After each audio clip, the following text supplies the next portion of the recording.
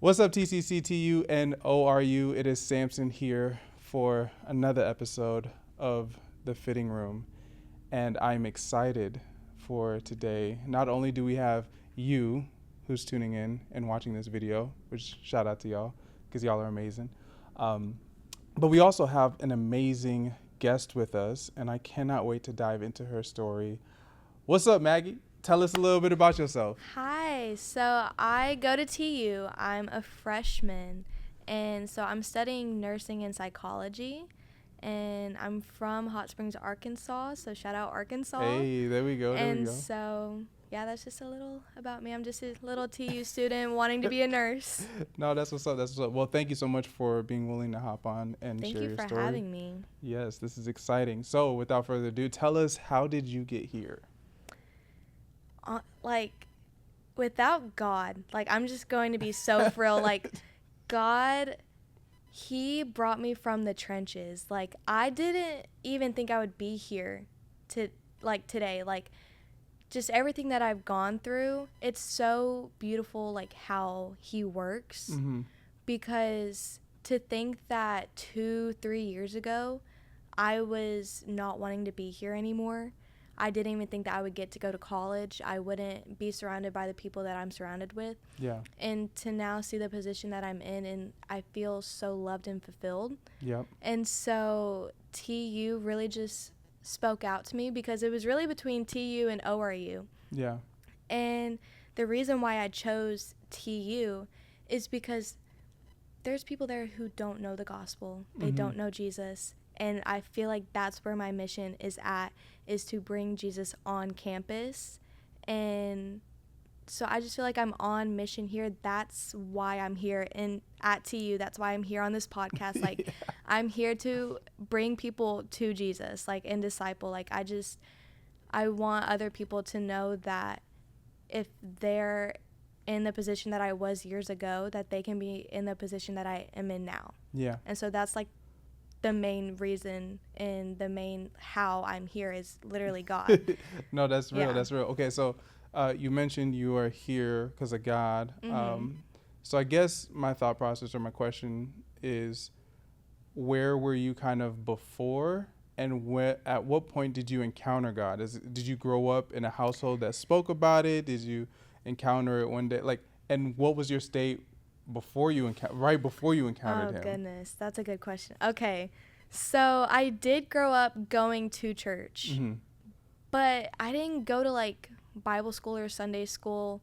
I just went with my mom to big church. Yeah. But I would sleep during it, and I didn't really take it to heart. And then I did start going to a youth group, and I thought that I knew what loving God and having a relationship was. Yeah. But in my young little mind, I thought, well, if I just believe that He died on the cross for my sins, I'm fine, we're good, I'm going to heaven. And so I didn't really know the depth there is to a relationship with God. Yeah. I just thought I needed to believe. And so my mom, things got rough at home. It wasn't a bad childhood, but it was a little rough. And so I did end up getting kicked out of my mom's. Mm. And I started living with my dad. And we started going to a new church. It was in... And what age range was this when this So happened? this, I believe, it was right before 9th grade. Mm. So I was about to be a freshman in high school. Oh, man. When all of this happened. And it was definitely a lot. And I was still young, naive, didn't really understand what was fully happening, but I just saw it as a chance to have a fresh start with my dad, because I didn't really get to see him much, because they had she had main custody, and we would get to see him every other weekend or every other summer. Yeah. But I didn't really get to spend a whole lot of time with him, so I was really excited about that aspect. Yeah. And he ended up getting full custody of me. We went to court. It was a little messy. It was not pretty, but... And was this all in Hot Springs? Yes, Okay. it was. Yes. And so this was all in Hot Springs. I went to Lake Hamilton High School. I don't know if you ever heard of it, but so it was all going into my freshman year and at the beginning of it. And it just at that point, me and my dad, we started going to a church and like we became members. Yeah. But it was just like going to say that we're going to church. Like it wasn't really like we're getting involved or like we were really taking to heart anything that was being said. And so my dad, like, we ended up stopped going because my dad was going through stuff. Mm-hmm. And he was like, we're just not going to go to church anymore. Like, he was angry with God. And I was just like, okay, like, whatever. Didn't think much about it because, like, I didn't know the depth there is to going to church and knowing Jesus. And so after that, at what age was this when this? This is still freshman. Oh, this is still freshman year. Yes, so we only went to that church for maybe like 2 months. Oh, wow. So this is like the very beginning of freshman year. And then fast forward like middle of freshman year, I was doing things I should not have been doing. Like I got into a relationship and like all teenage girls, they think they're the one. And it was just, I got myself into some bad situations and I ended up losing my dad's trust, which took almost till my senior year to build up. And I just made a lot of mistakes, but like I just blew it off because I'm like, I'm a teenager. Like this is the teenage experience that call it, or the high school experience. And so like I just thought like this is life. Like this is what I'm supposed to be doing. And then fast forward, so that relationship ended. Fast forward to sophomore year, I got into a 2-year-long relationship that completely, like, I'm just going to be, it brainwashed me. Like, it affected me so mentally and physically, just awful. Yeah. And at that point, like, I didn't even think about God. Like, when people would bring him up at school, I'd be like, I don't even like understand, like, why are you following someone? Like, you don't even physically see him. Like, how are you going to church and believing what they say? Like, it's literally just a book. And like I would just like go back and forth with them and be like, no, like I'm not gonna believe in someone that I can't see. And was this like Christians at your school, or was the school Christian based? This was Christians at my school. Okay. So this was just like a normal public school. It was a little country. but yeah, it was just Christians at my school. And so, but I would just go back and forth like, yeah, like I don't really believe in that. Like I don't know how you believe in it, but like whatever. Yeah. And so during this 2-year-long relationship, I did end up getting pregnant in the middle of it. And at that point, I was already cheated on numerous times. Like, it just wasn't going to work. But I wanted to keep it. The guy that I was with did not want me to keep it. And his family did not want me to keep it. And I'm just going to say it, like, they wanted me to abort the baby. And so it was a very hard, tough situation. At that point, I had no friends. And this is when you were a sophomore or a junior? I believe sophomore. Okay. Yes, sophomore. And so, because it was 2023, so 2 years ago. So I think it was end of like sophomore year. Yeah. So it was a very tough situation. And I had 0 friends at that point, and I was all alone. Well, I'm just out of curiosity, how was your like dad with a lot of this happening? Me and my dad, it was not good. I will admit, like I love my dad. Like we have such an amazing relationship now. At that point in time, like it was just not good between us. Yeah. Because of this relationship, I was doing so many things behind his back. I was doing things that he didn't agree with.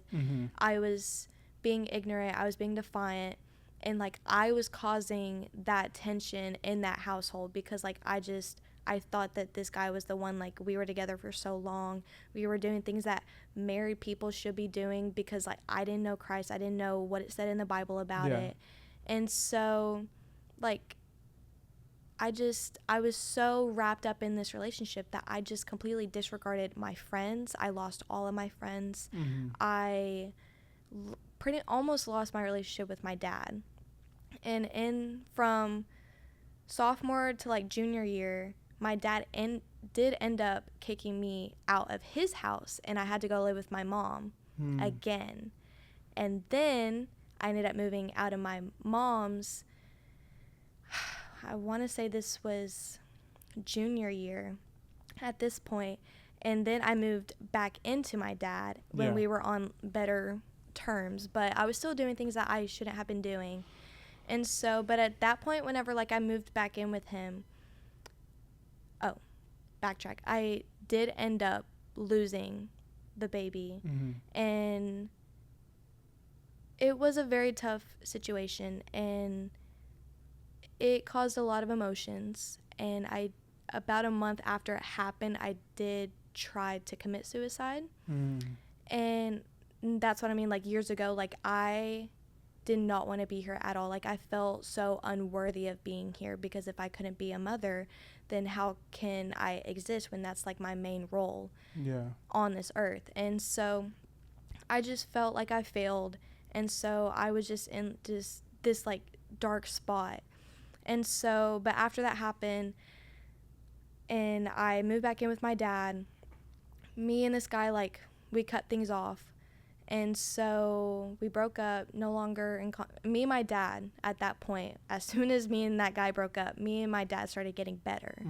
So, hey, if your dad or your mom's probably right. I'm just going to put that out there. They're probably right about that person. And so, but me and my dad, we got so much better. But I was still in like the high school mindset. I wanted to be cool. And I was smoking, I was vaping, I was drinking, like I was so around real quick. All right, so there's a lot. There's it's from ninth grade to what seems like junior year. It seems like you experienced so many waves of life. It was, I know that I'm just like throwing it out there, but so typically speak, okay, so I guess part of my thought process is when you mentioned kind of some of these things cutting off, and how do you get through, or how did you get through, because it doesn't seem like God really like popped up in the midst of it, but it's kind of like the idea that even though God may not pop up, he's kind of still in the details, right? So when you look at, I guess, that time frame in your life where you're like, oh man, I'm isolated, I feel alone, I feel nothing, then all of a sudden you find some type of courage, or there's some way that this thing gets broken off, there's some way that your dad connects with you. Like, what do you believe were some factors that played a role in all of that happening? Well, okay, so before, like, throughout like the whole process, I didn't really think about God. Like from freshman to like middle of junior year, I didn't think about God at all. And so when like you asked like how was I getting through, I wasn't. I was barely making it. Like I was barely wanting to just get out of bed. And so I was not making it. But I think where like the first time I did think about God was whenever my dad came home at the right moment, whenever I was trying to commit suicide. And he came at the right moment and rushed me to the hospital. And I do see God there. And in that moment, I was like, I was mad at God. I was like, no, like, let me follow through. Like, I can't be here with this guilt and these emotions.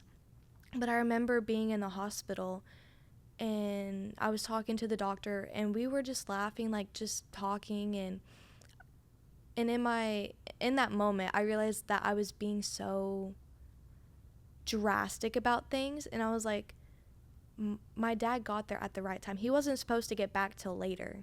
He got back earlier than normal. God knew that he needed to come home early that day. And so in the hospital, I realized that. And I was like, God's giving me a second chance. And then I didn't do anything with that in the hospital. Like, I felt motivated. I was like, yeah, God, like, he did this thing for me. Like, I'm getting a second chance at life. And then I just went right back to my old habits. Like, right after that. It, at least from what it kind of sounds like as I'm hearing, it almost sounds like part of the vaping, drugs, etc., was Mhm. more of a way to still live but live Mhm. numb, because there's, Oh, you yes. know, there's some people, they're like, you know, I may not take my life, but I don't want to Mhm. think about my life. Yeah. So I'm going to numb every facet so I don't have to Yeah. even think. So it sounds, at least from what I'm hearing, it No, almost sounds like, you're completely right. Like I was just trying to distract myself from what was going on at home, mm-hmm, what was going on in my relationship. Like I was trying to deal with emotions that I had never dealt with before. yeah, And so I was finding comfort in being sad and in those substances. mm-hmm, And I thought that that's what could get me out of the situation and for me to get out of the relationship and to be okay. And then looking back, I'm like, Maggie, what were you thinking? Like, it's so crazy because looking back, like, in those moments where I was using those substances, he did save me from pretty scary moments. But the thing that really ties it all together, and this is what made me completely change my whole life and devote my life to Christ, was even though before, like, I know that he was like laying his hand over me and was protecting me from certain things at those parties and stuff. yeah, And I think he realized that I had to go through something absolutely traumatic for me to open my eyes. And so I was completely blackout drunk at a party, and it led to me getting taken advantage of by multiple people. And the following day, it was like my eyes opened and I knew something had to change. And then in that moment, like, I decided, like, I need to devote my life to Christ. Like, this needs to change. Like, this can't be, like, this can't happen again. But I let myself be in this position because of my own feelings, and I wanted to fit in, and I wanted to suppress things that were going on in my life. And so even though, like, in those like first moments when I first started doing it, he like was protecting me, he realized that I needed to go through this certain situation for me to really open my eyes and see that I really need salvation. I really need him in my life. And so that was like the huge turning point. Yes, like, it's awful. It's an awful situation. It's an awful thing to happen to anyone. But if it didn't happen to me, I don't know where I would not be at TU. I don't know where I would be, but it would be nowhere near where I am today. I don't even know if I would still be alive if I was continuing where I was going down. So if I didn't get that eye opener, then I wouldn't be here today. And God knew that, and he wanted me here. He wanted a relationship with me. He knew that my testimony would reach the people that it needed to reach, and then they would come to know him too. yeah, So even though at first when everything was happening, I was so confused. I was like, God, why, if you love me, why would you let this happen? And now I'm like, he loves me so much that he put me through those situations so I can come to know him and to share my story so other people can come to know him. And yeah, so, yes, at first I was so confused, but now, like, I have so much clarity. I'm like, God, like, I'm not angry anymore. Like, I'm so grateful that, like, you made me go through the situation because it's made me into the person I am today. And I'm yeah, so happy for it. And so since then, like, I really got involved. This was my senior year of high school, and I really got involved with FCA. I got baptized. I got to speak at, wait, just so I'm following. yeah. So this happened your senior or junior, at the end of junior This year? was the end of junior year, and then during that whole summer, I was surrounded by so many amazing people, and one of my friends at the time, she got me to go to church with her, and so I hadn't been going to church like that whole time. Yeah, But I knew after that moment, I was like, I need to know Christ. And so I met these people. I got super close with them. She took me to church with her, and my life like completely changed. Like, and I still love the church back home. It's called yeah, Gospel Light, and they've made me into the person that I am with everything that they've taught me. And then that's where I got baptized, and I got baptized September 1st. Hey. And so my 1 year mark's coming up, and I'm so excited.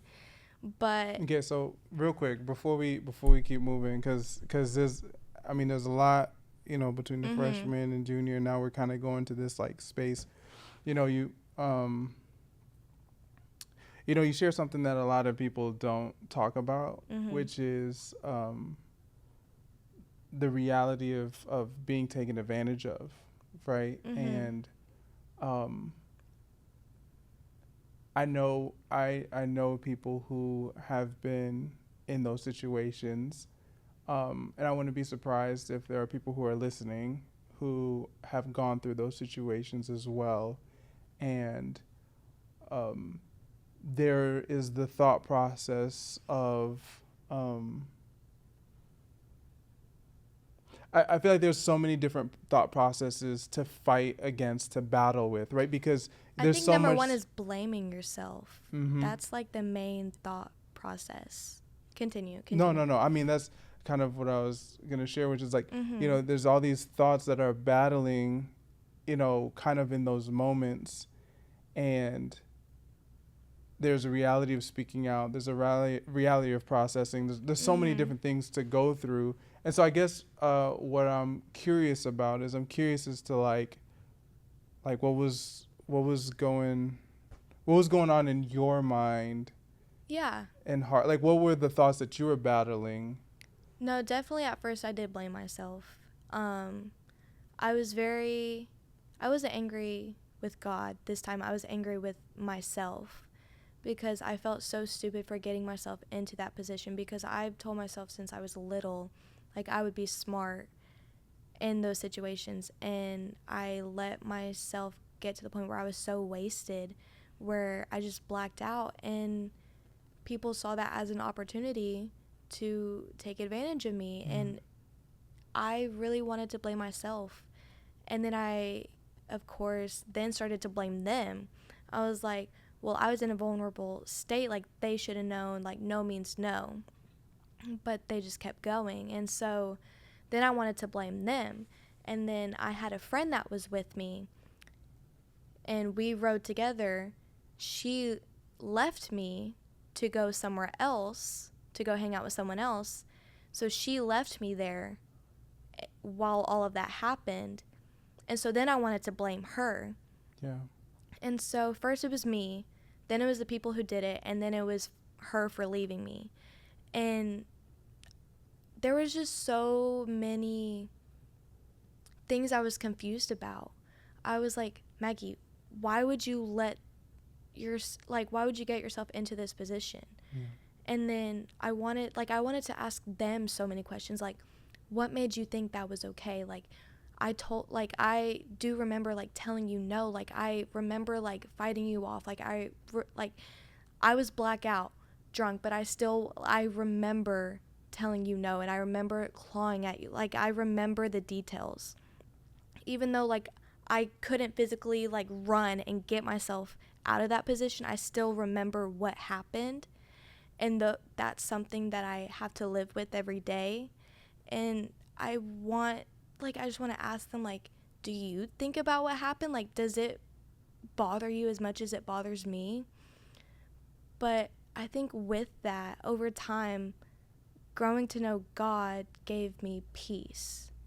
And so, yes, like I still have so many questions, but God taught me that not everything has to have an answer. That person doesn't have to give you an answer for you to heal and move on. Mm.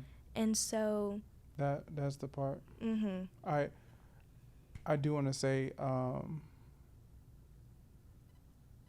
and part of me is like,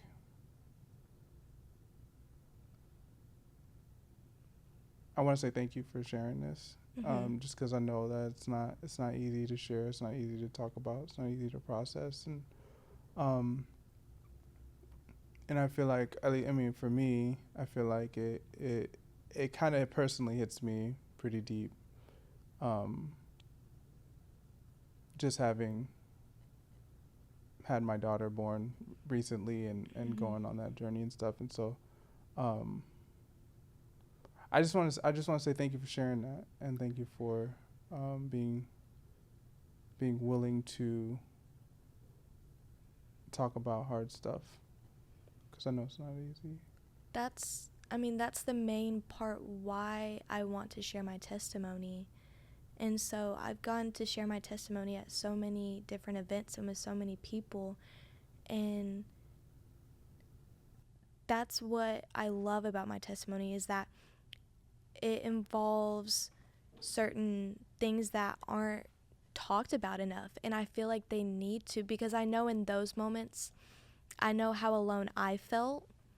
And I felt like nobody would understand what I was going through. And so that's why, like, I want to share the gospel and what God has done in my life, because I know that he got me out of that awful, like, part of my life, those few years where, like, I was just defiant and turning my back on him. And all of those things happened to me, but it made me into the person that I am now. And I want people to know, like, it will get better. You will get through it. There is a silver lining. Like, you may not understand it now. I know people say it all the time, but I'm telling you, like, you may not understand it now, but you will later on. Yeah. And so I know that there's people out there who are confused, who have those details that they can't get out of their head. They have those questions. They have that hurt. They have a loss. Like, they have something, whether they can relate to the exact situation or relate to something similar or the feelings from it. They can relate in a way to where they can take something out of what I'm saying. But right now, this isn't me speaking. This is God speaking through me, because there are people out there who are going through things and they feel like they have no one. Yeah. And so that's why I'm here, is to share my testimony so people know that they're not alone at all. Like, I promise, like, there are people, you never know what people are going through. Yeah. And so there's someone out there who can relate to what you're going through. And so I'm just here to share how God literally saved my life in so many different ways. And so the next piece that I'm kind of curious about is, walk me through maybe the steps of after this happens and kind of your encounter with God. Like, I'm curious as to, like, who surrounded you, when they surrounded you, etc. But when does it get to that point where you experience that peace that you have now? So I actually have a tattoo right here, and it says, "I came to the altar." And I got it because of the song "Oh Come to the Altar." And me and my dad were sharing a vehicle at the time, and I was just driving. I was by myself, and that song came on. And for some reason, like, I felt the urge to, like, really listen to the lyrics. And I felt like God was telling me, it's okay.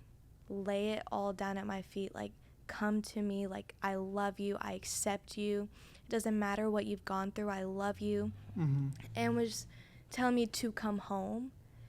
And just the peace that I felt from listening to that song, and from, like, I felt like I had just been sent something that, like, I don't know even how to explain it. Like, it was just amazing. Like, I needed to hear it, and that was, like, the whole turning point.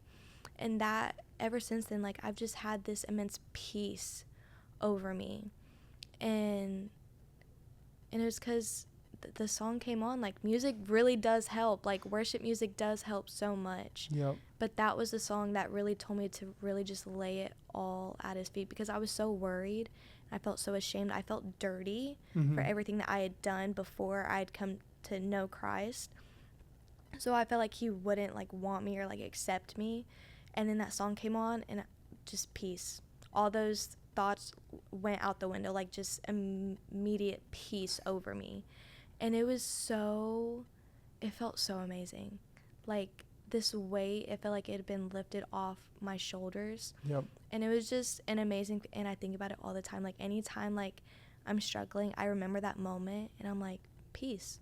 Like, he really, knowing him brings so much peace. And that was the moment that really just changed everything. Yeah. And I cherish it so much. And now when that song comes on, like, it still brings me to tears every time I listen to it, because I remember that peace that he brought me in a moment where I feel like he wouldn't accept me. And then he told me through song and was like, no, like, come to me, like, I accept you and I love you. So after that happened, did you kind of have like, oh man, I want to connect with my friend who's a Christian? Do I want to go to church? Like, when did you start kind of moving in that direction? So I was going to church with my friend at the time, and then it was like there was a fire inside of me, like I wanted to get involved. And so I had went on like a week vacation, like at the very beginning of my senior year. Mm-hmm. And right when I came back, that's when like I decided, I was like, I want to get baptized. And so right after I got baptized, I immediately got involved in FCA. Mm-hmm. I immediately started planning events for FCA and trying to get more people involved. Like, we set up an Instagram. Yeah. Like, we put our whole like heart and soul into FCA. And that was my main goal, was to reach people in my high school. Yeah. Because these are people who they saw me throughout freshman year all the way to senior year. Mm-hmm. Go through the trenches. And so I wanted them to see it's okay. Yeah. Like, everything's going to turn out perfectly fine. Like, everything's going to be okay in the end. And so, no, I just got super plugged into FCA and really wanted people to get involved. And it blew up so much. And we got like guest speakers, but it was the students. Mm-hmm. And so people got to get up and share their testimony or like a sermon that they prepared. Yeah. And when I tell you, like, the seeds started like planting everywhere, and more people started like, hey, I want to speak, or can I speak next week?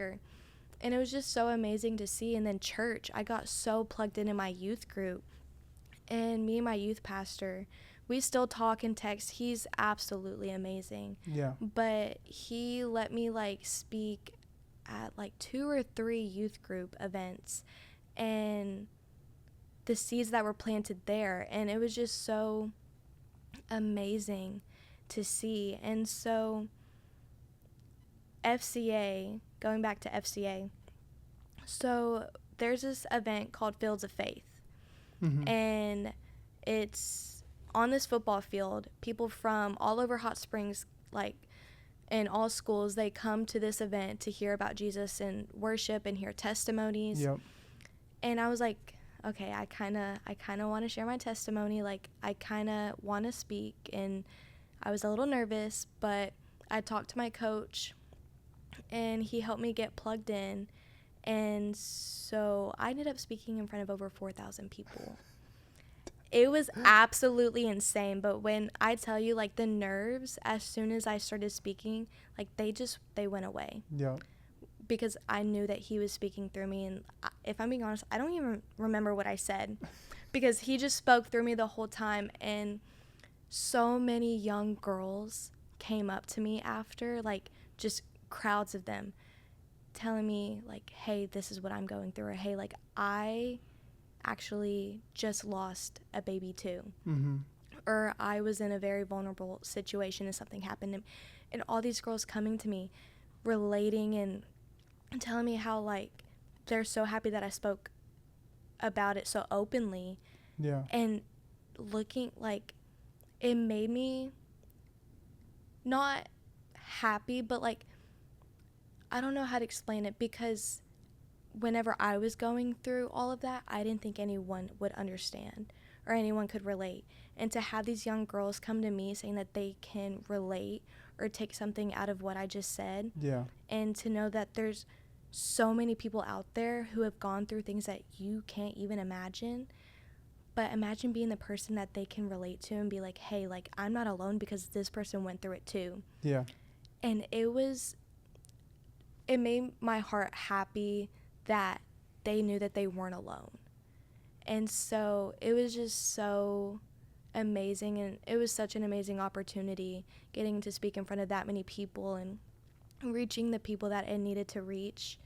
And it was so amazing. So youth group, FCA, Fields of Faith, all of that, like, it was just so amazing. And it was so amazing just being on fire for God after I got baptized. But, like, what I do want people to realize is just because you get baptized and you're on fire for God doesn't mean like you can't have bad days. Oh yeah. And you can't struggle, like you can't be sad. No, we are human. We're gonna go through it. When I tell you, like, I struggled so much, but what changed is how I dealt with situations. Yeah. So before I would rely on like substances. Mm-hmm. Now I would pray, read my word, and be at peace with God.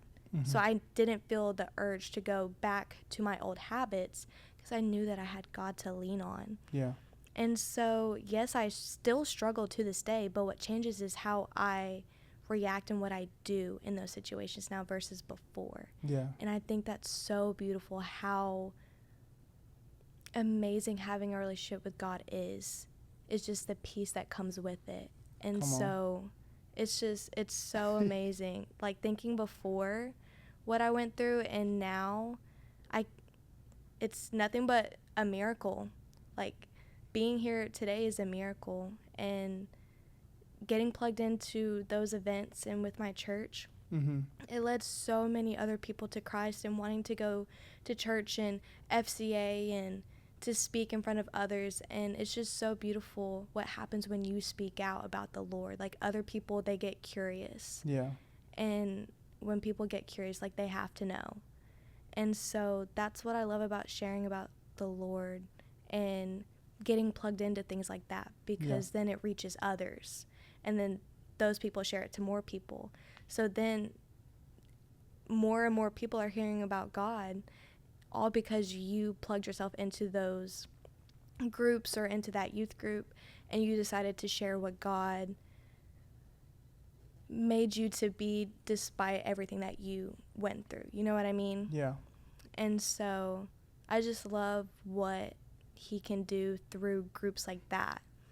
And so, no, being an FCA youth group, those helped me so much in growing my relationship with Christ and being more on fire for God. No, And that's solid. You know, it's almost like you have become the person that ninth grade Maggie needed. Mm-hmm. You know, just yeah, just it's cool to see that, and it's cool to see all these pieces because like, you know, like when you look at the external, you know, you never would have been able to tell like, that you had gone through things, you know, before. And so and so when you look at your life now and what's happening in life now, what are some things that are taking place? What are some challenges, some opportunities? What are some things that's going on presently? Right now, I'm actually trying to start a Bible study in like where I live in my dorm. And so I live in La Fortune at TU. Mm-hmm. And so I hear about like some Bible studies and like sororities, and then we have BCM, which is Baptist Christian Ministry on campus. Mm-hmm. And so we have that. We have so many different groups on campus. But La Fortune specifically, I feel like God is calling me to someone in that building. Mm-hmm. And so I'm in the process of trying to get a Bible study started. Like I'm talking with Brandon, he's in charge of BCM, about getting Bibles for people who don't have them. And so right now that's like my main focus, of course, on top of classes and everything. But like I think one thing right now that I'm mainly trying to remind myself is why I'm here. Yeah. So yes, I'm here because I want to be a nurse. I want the education, like I want the new experience. I want the independence from being away from home. But I'm here on a mission. And that mission is to bring people to know God. Yeah. And so right now, like everyday life, that's just me constantly trying to remind myself, like, what can I do for the Lord today? And so, but struggles wise, it is hard being away from home and being away from my church. Yeah. And so I have been church shopping here, and it's so hard whenever you're so used to something and so used to things being a certain way or things going a certain way, and then like there's so many mega churches here. I had no idea. Like I didn't even know what a mega church was until I came to Tulsa. Yeah. And so that caught me so off guard. And so, but I've tried so many so far, and I've absolutely loved how different each of them are, because churches, and I don't really like talking about religion because now I believe in relationship. Like, I think we're in the New Testament. I think Old Testament ways, I think we're evolving. And so, but seeing how churches are, like, their love language with the Lord is what I love to say, is how they choose to love God and to follow God. And so, no, like, my church back home is Baptist, but I've gone to a non-denominational. I've been to a Catholic church before. Like, I've been to so many different ones because I love seeing people's love language with the Lord. And it teaches me so many different things.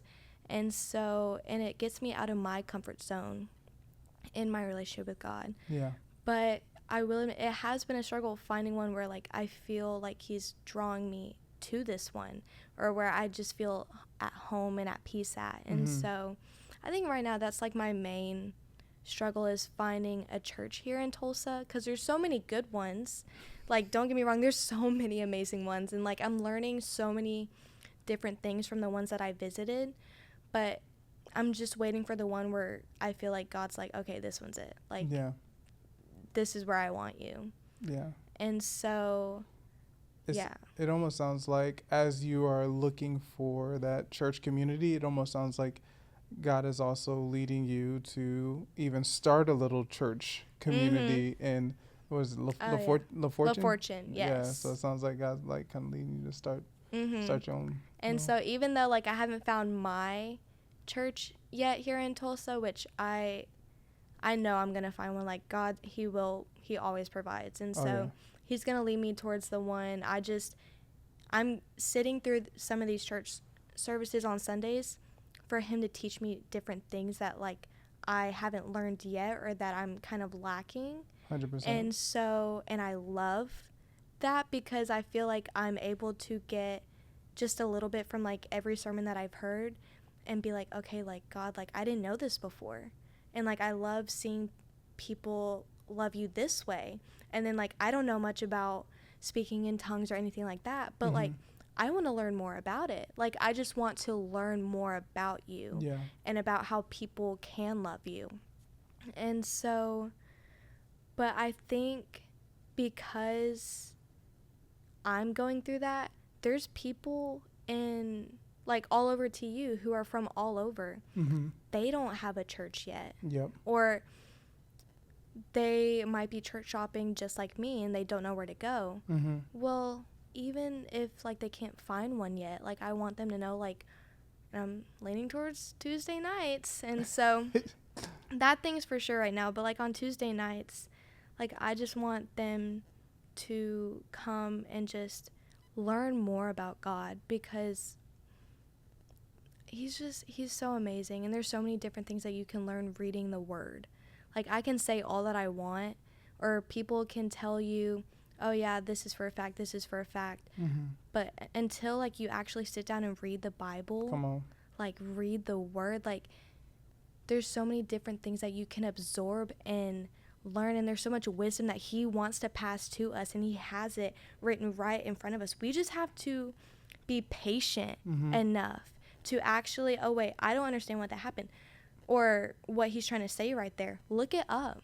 There's Bible GPT, there's Google, there's, like, and I will admit, when I'm reading my Bible, if I don't understand something, I'll look it up. I'll be like, okay, what did verses 8 through 15 mean? Like, what is he trying to tell me there? Get that deeper meaning. Be eager to understand his word, because I guarantee you he's trying to tell you something, or trying to teach you something that you are needing or lacking in your life. And so there's so much wisdom that comes from his word that people are starving for, but they don't know where to look for it. They don't have anyone guiding them. And so that's what Bible studies are for, is to help guide each other in understanding what is the bigger idea, what's the bigger idea of what he's trying to teach that person specifically. And so I could go on and on about this. Like, no, it's cool. There's just so much wisdom in the word, and I love it. And I know that at first I struggled with it, and I still look things up. I know if I'm doing that, there's other people doing that too. And so we can all just guide each other Yep. into understanding the word. And there's community, there's family, there's love and faith in that. And that's what I want to build at TU and in La Fortune, because I know that there is community there. And if they don't have a church yet, they at least know that they have a safe space to go to learn more about the word. Yeah. Because some people might be anxious and be like, I don't know enough about the Bible to go to church. Yeah. Bible study. You have to actually sit down and read the word. You can't do it for looks. You can't do it just because you want to write notes in it and make it look pretty. You have to actually want to absorb what you're reading. And so that's what I really want out of this Bible study, is for people to really absorb what they're reading. And so I am going to give a little spoiler, but the beginning of it will be about the fruits of the Spirit. Hey. I think that there is so much that people need to learn from the fruits of the Spirit. Yep. And so that's just a little teaser. Yeah. And so No, that's awesome. But I'm so excited to see the fruit that produces from this Bible study. Yep. And to see how it affects people, because I know it's going to reach the people that it needs to reach. Yeah. Even if one person goes to the first Bible study, that doesn't matter, because that one person will need to hear whatever we're going over. And then the Lord will provide. If people don't start coming at first, eventually they'll get curious. They'll be like, what's going on Tuesday nights? What are they doing in this room? What's going on? And so people will get curious. So whenever you openly express your love for the Lord, people get curious. And that's the best part, because then you can slide in and be like, oh, well, have you ever heard the gospel? And let me read this to you. Read it from the word. I'm not going to tell you my version of it. I'm going to read it directly from his word, because then you can't argue with that. I mean, it's written right here what happened. Jesus died on this cross for our sins. There's no denying that. And so I'm so excited for what he's going to produce from this Bible study. Yeah. And I know that he's teaching me things through it too, because the past couple months, the fruits of the Spirit has been brought up so much in my life. And I'm like, okay, why is this being brought up? There's something that I'm needing to learn. So I started working on the first thing that we were going to go over. And I got humbled. I was like, oh my goodness, Lord, did you have to call me out just now? But he does that. He does things. He's so intentional and so personal. And so things just they add up. And then you get to that moment and you're like, this is what you were trying to show me. Yeah. And it's always through his word. And so that's just what I love about it. And so I'm so excited for the Bible study and what's going to happen with that. Oh, yeah. And so crazy. I'm so excited for that. No, that's awesome. I can definitely tell that you are that this has drastically impacted your life. And, it's interesting, because I heard this saying, and I don't remember where I heard this, probably from something that I read, but it said something on the lines of, if you want your branches to reach heaven, then your roots have to reach hell.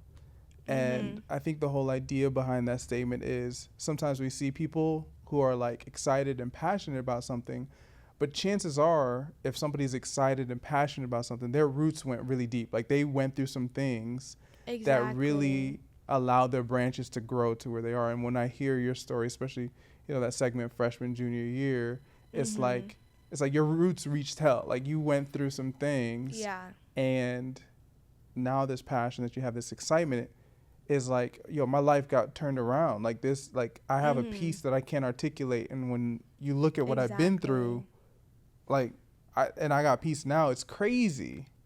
And so that's why my roots, that's why my branches are reaching heaven. That's why I'm so hyped right now. It's because I went through something. I love how you put that. Your roots have to reach hell for your branches to reach. I never thought of it that way. Yeah, I mean, I wasn't I read it somewhere. I don't know, but it's just in my head. But yeah, it's a. I love that. I see that in your kind of, as you've been sharing, your passion for helping other people, and I think it's, it transcends the idea of, I want people to know God. It goes deeper to a place of, I want people to be free. I want people to experience the freedom the Yeah. peace that I experience from knowing God, the Oh, yeah. joy that I have from knowing God, the which fruits of Yes. so it's cool. I'm inspired just by as I'm listening. No, I Um, love it so much. okay, so as you see yourself down the line of time, like where do you see yourself in the future? Like where do you see yourself maybe post graduation or even further down? Like where do you see yourself? I mean, as of right now, I think like I see myself graduating from TU. I see myself moving back home, working at a hospital there, but also I just because I'm a nurse doesn't mean like my faith has to stop at the door before I Mm-hmm. clock in. You know what I mean? I want to be on mission while I'm working. Yeah. Like that is my goal. So I I don't like right now like I'm still trying to figure everything out, but I just know like my mission is in the hospital. It's with children. Like I love children and I love in the Bible have be excited what is it? It's like have that childlike faith. That's Yeah. what it is. Yeah. And children, they're so innocent and they're so excited whenever they learn something. And that's what I love about kids is how excited they are to learn different things. And so I want to be a nurturer in that kind of way with helping others, but also being able to show kindness to people. And I know a lot of people have bad like hospital experiences. Mm-hmm. I want to be that person where on their visit they're like, you know, like even though this happened, like our nurse was just so amazing Mm-hmm. and she was just so sweet. She always checked on us. Like I want to be that person Yeah. that they have that good experience with. And so I mean, right now that's just where I just want to be that person that people look back and was like, even though like this situation sucked, like people could be like their roots could be in hell, and then your one act of kindness could grow like one little branch, one little Yeah. twig. But I mean, that could be the turning point for someone's life. Like you never know what people are going through, like I said, and so you showing the act of kindness, it could draw someone away from the ledge. It could motivate them to keep going. Yep. It could change, like, oh yeah, like I came in here for a broken arm, but the nurse, she was so nice. Like she made sure like I was comfortable and needed everything. Mm-hmm. Like it could just turn a bad situation into a better one. Yeah. And so that's what I want after I graduate. I want to be that person that changes people's experiences at hospitals because I hear about so much trauma that happens and people are like, I'm scared to go to a hospital. I'm like, I want to be that person that makes them feel comfortable and safe enough to go back. Yeah. And so I just want to share and spread the kindness that God has graciously given me and so many others. Mm-hmm. And so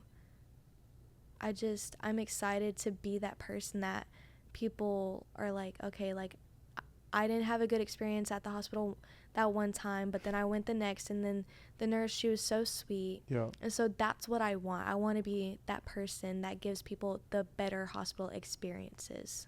And Yeah. so that's like my main goal. No, that's what's up. You know, so it's funny because as you're sharing all of this, the image that I guess keeps coming up is a tree. You know, like Mhm. you know, we just did the roots. You know, Yeah. hell and heaven and fruits of the spirit, right? Like, Mhm. and so like when I hear what you're saying, it's almost like you're saying like, you know, I want to be this tree that people can take fruit from because Yes. at the end of the day, fruit is not for you; it's for others around you, Mhm. right? And so it almost sounds Yes. like I want to be this tree that people can take and be like, no matter what they're going through, when they take a bite out of this fruit, they're like, yo, this is nice. Yes. I didn't even, oh my goodness, you're giving me like so much to think about. I love that. Oh my goodness.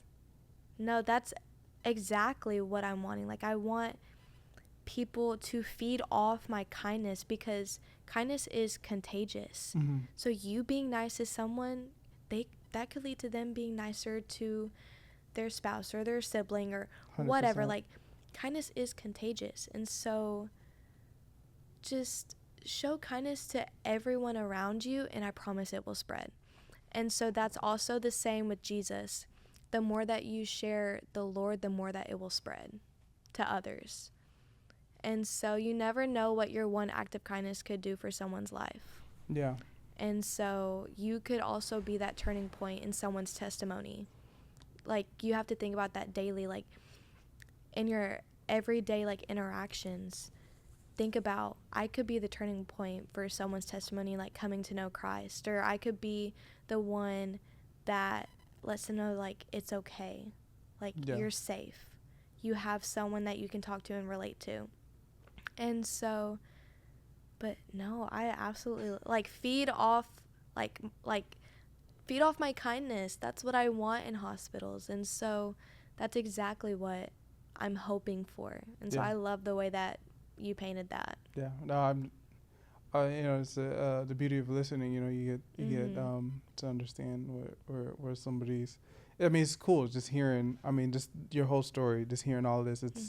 It's awesome, and I am confident that it's going to, even just beyond this podcast, as you because you share your testimony, like your experience. I know it's going to positively impact so many lives, and so like something I like to do towards the end of the podcast is I like to give opportunity for the person who shared their story to speak to, I guess, a version of themselves.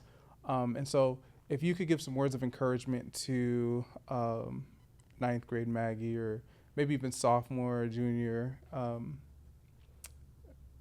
Maggie, what words would you have for her? I've thought about this a lot, because I really like to reflect on who I used to be and who I am now. And I really think ninth grade Maggie needs to hear that it's okay not to be popular. It's okay not to fit in with a group. It's okay to be by yourself. And it's okay to, I don't know how to explain it. Like, you don't have to do what everyone else is doing. Like, just because other people are partying doesn't mean you have to. And so I think just being happy within yourself and gaining that confidence of being okay by yourself.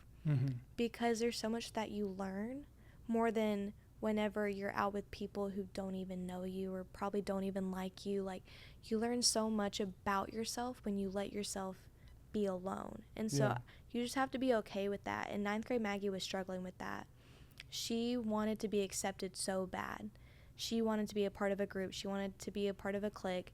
She wanted to be loved, and she was looking for it in all the wrong places. And it's because she wasn't happy within herself. And so I think that's my main thing that I would tell ninth grade Maggie's, it's okay to be alone. Yeah. It's okay to not fit in, because God will provide the people who will bring your life meaning. And so at the time, like, I thought it was the end of the world that I barely had friends. And now I'm like looking at the people I'm surrounded with. I'm like, this is what God was doing in my life. Like, this is what he was wanting to show me, is that I was alone then, but whenever I root myself into him and like his word and peace, and whenever I learn to be okay by myself, he will provide the people who will spiritually lead me. They will lead me, whether it's educational, like in my classes, or through my faith. Like, he will provide the people that will shape me more into the person I will be and become. Yeah. And so, yeah, ninth grade Maggie, it's okay to not have friends. Just be okay by yourself, and God will provide. Yep. That's my main thing. God will provide, no matter what situation. Whether anyone can relate with ninth grade Maggie, God will provide. People go through so many different things on the daily, and they don't stop and remind themselves that God will provide. So ninth grade Maggie and everyone who's listening or watching needs to remember God will provide in tough moments and situations. And whenever you feel alone, you're not. He's always there. Like, come on. You won't know it till you get to where he wants you to be, but I don't know how to explain it. Like, do you get what I'm saying? I get what you're saying. Like, I'm at a loss for words. My mind I feel you. Yeah, feel like, I'm trying my best to explain it, but it's just... I can say this is what I'm hearing. Okay, yeah. You what might be better at putting it into words. What I'm hearing is, and I guess just to put a bow, just to kind of full circle moment. What I'm hearing is, come to the altar. That's what I'm hearing, right? Yes. Because it's like, I mean, it's kind of like the idea of it's okay to be alone. Altar is like, yo, you're giving everything, that's right? That's your own personal. And then God is gonna provide, as in He's gonna take care of whatever you need. Yes. And it sounds like what you needed was that peace, and He gave it to you.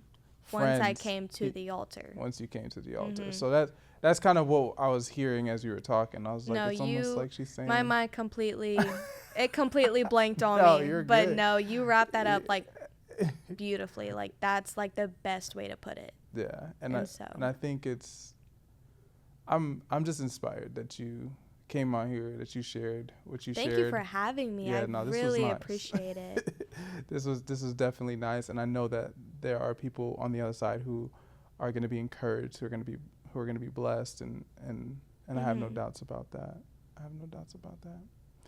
And thank y'all for watching, for tuning in, for connecting with us, and again, growing our wardrobe of perspectives and hearing people's stories and experiences. And y'all just heard Maggie, and I am excited for what it's going to do in your life. And if you have any desires to come on the fitting room, we would love to have you.